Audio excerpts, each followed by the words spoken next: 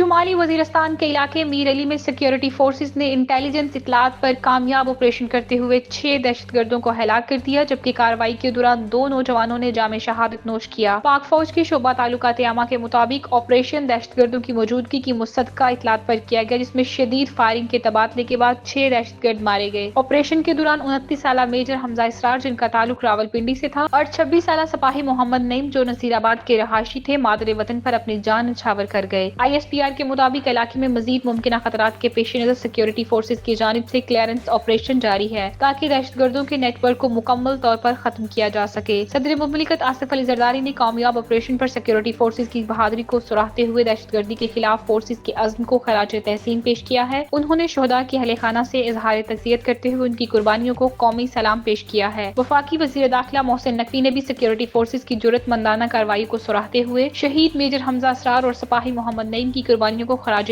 عقیدت پیش کیا ہے۔ محسن نقوی کا کہنا تھا کہ قوم اپنے بہادر سپوتوں کی قربانیوں پر فخر کرتی ہے اور دہشت گردی کے خاتمے تک سیکیورٹی فورسز کی کارروائیاں جاری رہیں گی۔ ISPR نے واضح کیا ہے کہ سیکیورٹی فورسز ملک سے دہشت گردی کے مکمل خاتمے کے لیے پرعزم ہے اور نوجوانوں کی قربانیاں قوم کے عزم کو مزید مضبوط کرتی ہیں۔